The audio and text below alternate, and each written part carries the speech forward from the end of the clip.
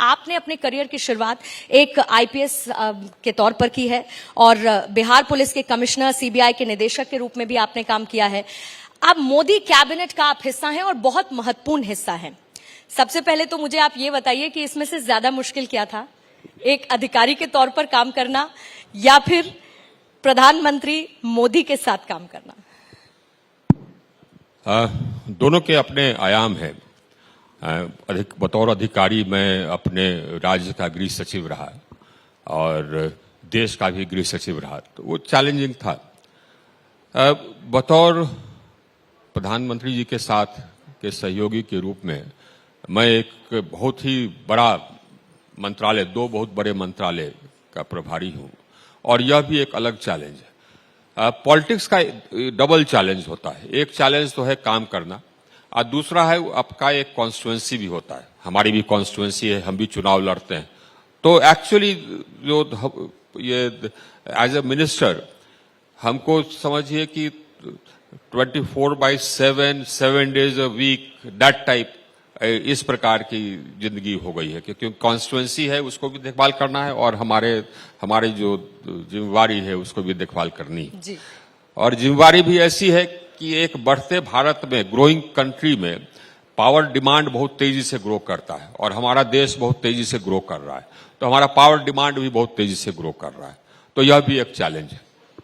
आपने बिजली के क्षेत्र में क्रांति लेकर आए आप, और उसके लिए आपने भरकस प्रयास किए, कोशिशें आपने की और वो कोशिश नजर आती है जब आप खुद इस बात का जिक्र करते हैं कि बिजली को देश के हर एक कोने से हमने जोड़ दिया है और पहुंचा दिया गया है, यानी कि बिजली की कमी का कोई स्कोप नहीं है, आप ये कहते हैं। लेकिन फिर भी आपको लगता है कि ग्रामीण क्षेत्रों में खासतौर पर अभी भी स्कोप बाकी है, वहां पर और ज्यादा काम करने की जरूरत है, या वो शहर जहां लोड बहुत ज्यादा है वहां पर कुछ चुनौतियां अभी भी बरकरार हैं?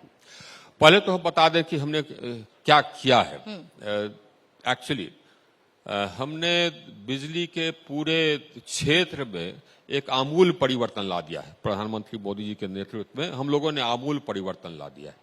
पहले हम लोग की सरकार आने के पहले हजारों गांव थे, कुल मिलाकर के 18,457 गांव ऐसे थे जहां पर कि बिजली लोगों ने देखा नहीं था। लाखों मजरे, लाखों टोले ऐसे थे जहां लोगों ने बिजली देखी नहीं थी। 2,90,00,000 घर ऐसे थे जिनको की बिजली जिनके घर में बिजली का कनेक्शन नहीं था। हम लोगों ने हर गांव और हर टोला, हर मजरा तक बिजली पहुंचाया, हर घर तक बिजली पहुंचाया। 2,90,00,000 घरों को आप इमेजिन करिए, आजादी के इतने साल बाद, आजादी के 70-72 साल बाद भी ऐसा सिचुएशन हो कि साहब आपके यहां करोड़ों घर बिना बिजली के हो। हम लोगों ने यूनिवर्सल एक्सेस कर दिया। 19 महीने में 2,90,00,000 घरों को कनेक्शन हमने दिया, जिसको कि इंटरनेशनल एनर्जी एजेंसी कहती है कि दुनिया में इससे बड़ा और इससे तेजी से एक्सपेंशन ऑफ एक्सेस दुनिया में नहीं हुआ। हमारा देश पहले पावर डेफिसिट था। हम लोगों ने करीब करीब 1,90,000 मेगावाट बिजली उत्पादन क्षमता जोड़ी, 1,90,000 मेगावाट, और हर कोने को, देश के हर कोने को हमने एक ग्रिड से जोड़ दिया। अब हम देश के एक कोने से दूसरे कोने तक 1,20,000 मेगावाट बिजली ट्रांसफर कर सकते हैं। हमने डिस्ट्रीब्यूशन सिस्टम को स्ट्रेंथन करने के लिए हमने ये 2,10,000 करोड़ खर्च करके करीब करीब 2,900 नए सब स्टेशंस बनाए, करीब 4,000 सब स्टेशंस का अपग्रेडेशन किया, करीब 8.5 लाख सर्किट किलोमीटर हमने HT लाइन्स, LT लाइन्स बिछवाए। हर जितने डिस्ट्रीब्यूशन कंपनीज हैं इस देश में, जितने स्टेट डिस्ट्रीब्यूशन कंपनीज हैं, सबको स्ट्रेंथन करने के लिए हमने फंड्स दिया।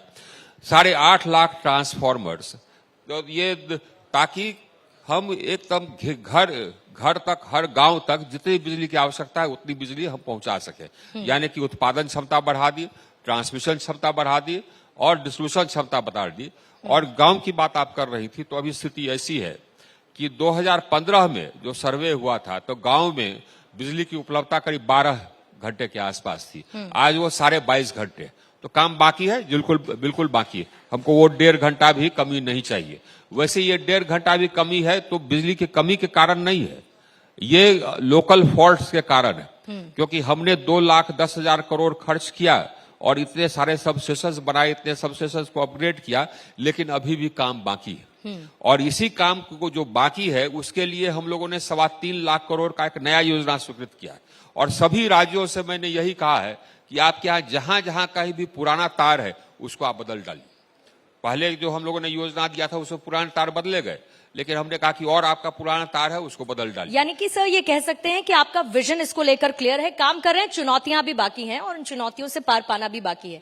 लेकिन ऐसे बहुत सारी चीजें अभी जिसको करना है। और क्योंकि अभी आपने जब ग्रामीण क्षेत्रों का जिक्र किया तो मुझे वो फिल्म का एक सीन याद आता है जिसमें एक बूढ़ी अम्मा और एक बल्ब जलता है तो वो कहती है बिजली आ आई, गई। और उनके चेहरे पर जो चमक नजर आती है, हर एक ग्रामीण क्षेत्र में हर एक घर में बिजली आए, वो सपना साकार हो, ये बहुत जरूरी है, दायित्व भी है, जिम्मेदारी भी बड़ी है।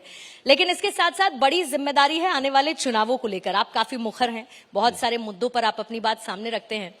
2024 के मद्देनजर आप, क्योंकि आपके सामने है INDIA गठबंधन और इसकी जो नींव रखी गई वो बिहार में रखी गई, इसीलिए मैं बिहार की राजनीति के इर्द गिर्द आपसे काफी सवाल पूछूंगी। नीतीश कुमार को लेकर बीजेपी का इस वक्त थॉट क्या है? क्या नीतीश कुमार अगर वापसी करना चाहें एनडीए में 2024 से पहले, क्या बीजेपी के दरवाजे उनके लिए खुले हैं?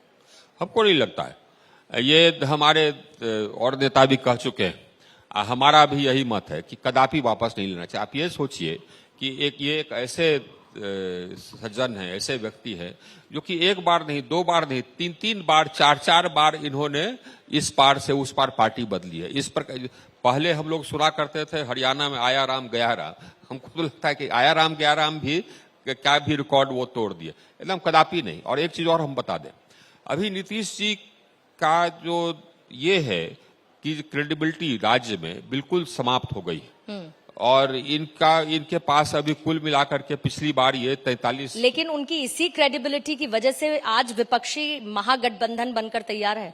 ये नीतीश कुमार का ही इनिशिएटिव था कि वो सबको साथ लेकर आए। नहीं, देखिए, ये इनिशिएटिव तो बहुत लोग लेते रहे, ये भी इनिशिएटिव लिए, ये अपने लिए एक नया रोल खोजना चाहते हैं। लेकिन आप ये समझिए कि पिछले चुनाव में 2020 में जो चुनाव हुए, हम लोगों ने इनको 75 या 100 सीट के आसपास दिया था। हम लोग भी उतना ही करीब लड़े थे। हम लोग 75 सीट जीते, आइए 100 में 43 सीट जीते। तो आप ये बताइए, और अगली बार चुनाव होगा तो ये 43 सीट भी नहीं जीत पाएंगे, 20 सीट से ज्यादा नहीं जीत पाएंगे। हम वहीं से चुनाव लड़ते हैं, हमको मालूम है। अब ये इनकी क्रेडिबिलिटी नहीं रह गई। ये 40-42 सीट लेकर के आप नेशनल लीडर नहीं बन सकते, वो भी असेंबली में 42-43 सीट है। आप अपने स्टेट में भी मेजोरिटी पार्टी आपकी नहीं, तो ये नेशनल लीडर कहां से बनेंगे? हाँ, ये जरूर है कि जितने ऑपोजिशन पार्टीज हैं सबको इनसिक्योरिटी सता रही है, सबको ये सिक्योरिटी सता रही है कि हम इस चुनाव में साफ हो जाएंगे। कांग्रेस का तो कद छोटा हुआ ही, अब उसको, कांग्रेस को भी लगता है कि अब हम साफ हो जाएंगे। अब बाकी सभी पार्टियां जो हैं उनको भी लगता है कि हम साफ हो जाएंगे। लेकिन कल हम लोगों इसीलिए एक साथ आ रहे हैं। लेकिन एक चीज और, साथ आने से कोई फायदा नहीं होगा, इसलिए कि जितनी पार्टियां हैं ये सब एक एक राज्य की पार्टी। अब ममता बनर्जी है, वो एक राज्य में सीमित है, तो वो गठबंधन कर लेंगे कांग्रेस से भी, तो क्या कांग्रेस को सीट दे देगी? सिंह साहब, इस चुनौती से तो आप इनकार नहीं कर सकते, भले ही ये पार्टियां अपने अपने राज्यों तक सीमित हों, लेकिन यही वजह है, इन्हीं पार्टियों की वजह से कि उन राज्यों से बीजेपी बाहर है। नहीं, देखिए, लेकिन उस राज्य में ये जबकि असेंबली का चुनाव होता है तब वो लोग जीतते हैं। ये पार्लियामेंट का चुनाव होगा ना, तो पार्लियामेंट के चुनाव में वो फिर वही स्थिति होगी। जबकि इस बार हमको जितना सीट है, अगले बार, अभी तो इंडिया टुडे ने पोल किया था ना, या किसी ने पोल किया था जो कि दिखाया कि इस बार जितना हमको सीट है उससे ज्यादा सीट। तो आप ये कह रहे हैं कि ये हमारा पोल नहीं है। नहीं, तो आप ये कहना चाहते हैं कि 2024 में जो मोदी का चेहरा है वो तमाम परम्यूटेशन कॉम्बिनेशंस को ध्वस्त कर देगा पूरी तरीके से। आप ये बताइए ना, ये गठबंधन जो है, इस गठबंधन का क्या फायदा, जो कि ये एक एक स्टेट में सीमित है, तो वो क्या वैल्यू ऐड कर सकता है? तृणमूल कांग्रेस ये समाजवादी पार्टी को क्या वैल्यू ऐड करेगी? यूपी में कोई वैल्यू ऐड करेगी? तो साथ आकर क्या फायदा है? आइए, समाजवादी पार्टी तृणमूल कांग्रेस को क्या यूपी में कोई सीट दे देंगे क्या? या ये समाजवादी पार्टी को बंगाल में सीट दे देंगे क्या? तो ये गठबंधन तो कागज पर है ना साहब। आप ये बताइए कि आरजेडी को सीट कोई दे देगा मध्य प्रदेश में क्या है? और लेकिन इस बात को लेकर सब तैयार हैं कि हमें थोड़ा बहुत कॉम्प्रोमाइज भी करना पड़ेगा, तो हम करेंगे। कॉम्प्रोमाइज करेंगे, क्योंकि हमको मोदी को हराना है। नहीं, कॉम्प्रोमाइज करेंगे भी तो कहाँ कॉम्प्रोमाइज करेंगे? ये समाजवादी पार्टी ले लीजिए, तृणमूल या ये द्रविड़ मुनेत्र कज़गम को ले लीजिए ना तमिलनाडु में, वो किससे कॉम्प्रोमाइज करेंगे सो बताइए आप? कांग्रेस से। कांग्रेस को एक सीट देगी द्रमुक, जितना सीट अभी कांग्रेस को है उसके अलावे एक सीट, अरे कदापि नहीं देगी साहब, क्या बात करते हैं। चलिए, आप कांग्रेस पार्टी के ब्याज की घोषणा कर रहे हैं।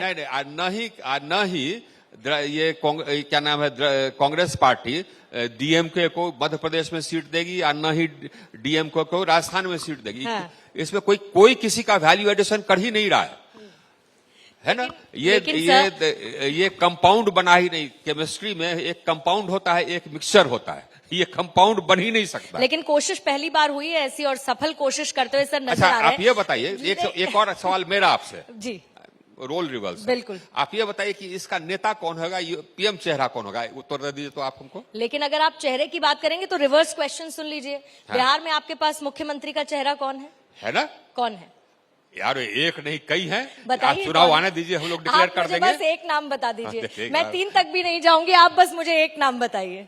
बिहार में मुख्यमंत्री का चेहरा बीजेपी का कौन होगा? आप किसी से पूछ लीजिए, जनता से।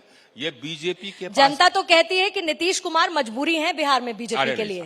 क्या बात? जनता ही कहती है ये सर। अरे नहीं साहब, आपने नाम नहीं बताया लेकिन मुझे नाम। हाँ। देखिए साहब, ये सभी जितने नेता हैं, सभी नेता यही कहेंगे कि सबसे उपयुक्त चेहरा हम ही है। अब हम कहेंगे हमारे, अब इसी तरह से गिरिराज जी भी कहेंगे कि सबसे उपयुक्त चेहरा वही हम ही है। इसी तरह से ये वो भी कह देंगे जो पटना के सांसद हैं कि सबसे उपयुक्त चेहरा हम ही। तो ये पहला नाम आपने अपना लिया, पहला नाम आपने अपना ही लिया। क्या मान लें इसको, क्या कि आप चेहरा हैं? अरे हमने कहा ना कि सभी लोग अपने आप को चेहरा कह देंगे। इसको नहीं, पार्टी डिसाइड करेगी। नहीं, लेकिन पार्टी चेहरा है, चेहरा है आपके पास, और नीतीश कुमार कोई मजबूरी नहीं है, आप ये कह रहे हैं। और नीतीश कुमार के लिए दरवाजे नहीं खुले हैं, ये तय है। ये तय भाई, हमारा कुछ हम तो अपोज करेंगे। आप अपोज करें? हाँ, और हमको लगता है कि हमारे पार्टी में ज्यादातर लोग अपोज करेंगे। हाँ, सब लोग अपोज करेंगे। Know if and but Nitish Kumar बाहर। अच्छा, ये बताइए सर कि आप जिस तरीके से विपक्षी गठबंधन की बार बार बात हो रही है, इसी विपक्षी गठबंधन में 2024 को लेकर तैयारी है। आप एक आंकड़ा सामने रख सकते हैं कि 2024 में हम इतनी सीटें हासिल करेंगे, लेकिन 2024 में चुनौती आपके सामने न सिर्फ विपक्षी गठबंधन के मद्देनजर बल्कि लोकसभा सीटों के मद्देनजर भी है। एक चुनौती है, मानते हैं आप? लोकसभा सीटों के राज्यों में खासतौर से जो लोकसभा सीटें आती हैं, क्योंकि विपक्षी महागठबंधन तैयार है, तो वहां की लोकल पार्टी, जो वहां की क्षेत्रीय पार्टी है, वो जाहिर है कि अपना दम मजबूती के साथ रखेगी। तो आपको लगता है कि ये चुनौती है, और ओवरऑल जिस नंबर को आप क्लेम कर रहे हैं वो मुश्किल हो सकता है, या एंटी इनकम्बेंसी 2024 में हो सकती है बीजेपी के लिए? हमको लगता है कि देखिए, ये आप स्टेट वाइज चलिए, उनके यहाँ ये कोई भी एक तो मैं बता दूं, मैं पॉलिटिक्स में तो इसलिए मैं बता देता हूं। जिस समय की पार्लियामेंट्री इलेक्शंस होता है, उस समय लोग देखते हैं कि हमारा प्रधानमंत्री कौन होगा और उसके लिए वोट करते हैं। जिस समय असेंबली इलेक्शंस होता है, उस समय लोग देखते हैं कि हाँ साहब, से हमारे मुख्यमंत्री कौन होंगे, इसके लिए वोट करते हैं। इस प्रकार से अभी ये पार्लियामेंट इलेक्शंस है, तो ये लोग प्रधानमंत्री चुनेंगे, तो ये लोग वे करते हैं कि कौन है प्रधानमंत्री कैंडिडेट। उसमें ये उनका चॉइस ये नहीं है कि हम ये अखिलेश यादव के लिए वोट कर रहे हैं कि नरेंद्र मोदी के लिए वोट कर रहे हैं। ये चॉइस ही नहीं है, क्योंकि अखिलेश यादव पीएम कैंडिडेट नहीं है। तो वो समाजवादी पार्टी वहीं पर ये बैकफुट पर हो जाती है, और वैसे भी उनकी सबकी क्रेडिबिलिटी एकदम प्रायः समाप्त ही है। इसी तरह से आप ये कोई स्टेट ले लीजिए, वहां पर बंगाल ही ले लीजिए या तमिलनाडु ले लीजिए, वहां पर ममता बनर्जी पीएम कैंडिडेट अगर हो तो एक अलग बात है कि हाँ साहब, सो उनको कुछ ट्रैक्शन मिल जाएगा लोगों से। लेकिन ममता बनर्जी को पीएम कैंडिडेट मानने के लिए आप ये बताइए कि क्या अखिलेश तैयार हैं? नहीं सिंह साहब, राजद तैयार है? आप उनको पीएम कैंडिडेट मत मानिए, लेकिन ये भी तय है कि ममता बनर्जी की वजह से आपने पश्चिम बंगाल में कोशिश की, आप घुस नहीं पाए। कर्नाटक में आपने जितनी कोशिश की आप लोग नहीं पहुंच पाए। हिमाचल में आपने हार का सामना किया। ये तिनका करके स्टेट इलेक्शन है ना, ये स्टेट इलेक्शन को आप इकट्ठा कर रहा है, नेशनल इलेक्शन से जोड़ रहे तो हैं। आप जो स्टेट कांग्रेस इलेक्शन मुक्त अलग भारत है। की बात करते थे, आप ये देखिए ना, हाँ। स्टेट इलेक्शंस और नेशनल इलेक्शंस अलग है। आप ये सोचिए कि 2014 में हाँ हम लोगों ने बिहार में हर एक सीट हमने जीता, हर सीट, जब कि पार्लियामेंट्री इलेक्शंस हुआ 2014 में। 2015 में क्या हुआ जी, है ना, क्योंकि 2015 का असेंबली चुनाव अलग होता है, वहां पर लोग मुख्यमंत्री का चेहरा देखते हैं। इसी तरह से 2019 में हम लोगों की जीत अच्छी रही, लेकिन आप देखेंगे कि जब कि 20 का चुनाव आया तो उसमें आरजेडी जो जिसका कि नामो निशान नहीं था, ये 2019 में 1-2 सीट जीते थी आरजेडी। अब 2020 में कितना सीट जीत ली, क्योंकि अलग चुनाव होता है। तो आप असेंबली इलेक्शंस को आप एक्स्ट्रापोलेट करेंगी नेशनल इलेक्शंस पर, वो नहीं चलता। अब सर मंत्रालय से जुड़ा एक बहुत महत्वपूर्ण सवाल है, रिन्यूएबल एनर्जी की हम बात करते हैं, तो रिन्यूएबल एनर्जी को लेकर भारत नंबर 1 और आत्मनिर्भर कब तक बनेगा, और दूसरा सौर ऊर्जा को लेकर भारत की प्लानिंग क्या है? एक तो देखिए, जहां तक कि रिन्यूएबल एनर्जी है उसमें हम वर्ल्ड लीडर ऑलरेडी बन चुके हैं।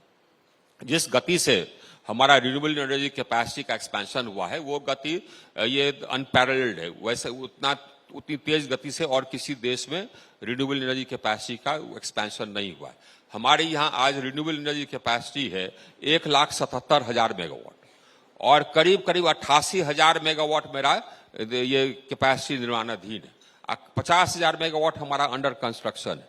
हमने प्लेज किया था ये COP21 पेरिस में कि 2030 तक हमारे उत्पादन क्षमता का 40% हमारा होगा non fossil fuel. Non fossil fuel कहते हैं रिन्यूएबल को प्लस न्यूक्लियर। तो हमारा न्यूक्लियर कैपेसिटी है 7,400 मेगावाट करीब, बस उतना ही है।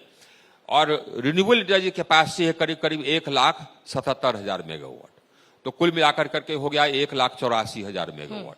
और ये हमारा ऑलरेडी कैपेसिटी हो गया है 43%। हमने प्लेस किया था 40% 2030 तक, ऑलरेडी मेरा कैपेसिटी 43% हुआ। यानी कि 9 साल ये हम अचीव कर लिए 2021 में 40%, 9 साल पहले। इस गति से और कोई एनर्जी ट्रांजिशन कोई विकसित देश या कोई विकासशील देश नहीं कर सका है, वो हमने किया। और उसी गति से हम आगे बढ़ रहे हैं। इसीलिए हमने ग्लासगो में COP26 में फिर अपने लिए एक ज्यादा लक्ष्य रखा कि अब हम 2030 तक अपने उत्पादन क्षमता का 50% रिन्यूएबल से करेंगे, और ये वो भी हम आराम से अचीव कर लेंगे। इसलिए कि 2030 तक हमारे कुल कैपेसिटी होगी 7,77,000 मेगावाट के आसपास, और उसका 50% होता है करीब 3,80,000 मेगावाट के आसपास। और ऑलरेडी हमारा अगर ये ले लें नॉन फॉसिल फ्यूल कैपेसिटी तो 1,84,000 मेगावाट ये हुआ, 88,000 मेगावाट मेरा निर्माणाधीन है, 2,76,000 मेगावाट, 50,000 मेगावाट मेरा बिड वगैरह में है, 3,25,000 के आसपास तो अभी पहुंच गए, तो हम फिर क्रॉस कर जाएंगे। तो और ये देखिए, ये एक चीज और हम भूल गए, ये आपको बताना या बता नहीं सके, अर्बन एरियाज में हमारी बिजली की अवेलेबिलिटी अब 23.5 घंटे हो गई है नेशनल एवरेज। यानी कि नागालैंड, मिजोरम, अरुणाचल प्रदेश लेकर के और ये जम्मू कश्मीर, ये सबको लेकर के 23.5 घंटे। और आप घूम करके देखेंगे जनरेटर्स को हमने प्रायः लुप्त कर दिया है। अब आपको जनरेटर की आवाज सुनाई नहीं पड़ेगी। बहुत बहुत शुक्रिया आपका आरके सिंह सर। अपने मंत्रालय के क्षेत्र में बेहतरीन काम करने वाले, विपक्षी एकता की क्रेडिबिलिटी को जीरो बताने वाले, और 2024 में बीजेपी की क्लीन स्वीप जीत का दावा करने वाले आरके सिंह को आप सुन रहे थे। बहुत बहुत शुक्रिया सर आपका भारत 24 के इस vision of new India summit में शामिल होने के लिए। Thank you. एनर्जी मिनिस्टर की बात सुनिए और एनर्जी नजर नहीं आ रही है। एनर्जी महसूस होनी चाहिए ना ताली की गड़गड़ाहट से। Thank you so much sir, please have a seat. हम जब न्यू विजन ऑफ इंडिया की बात कर रहे हैं तो क्या है new vision of India? Just have a look.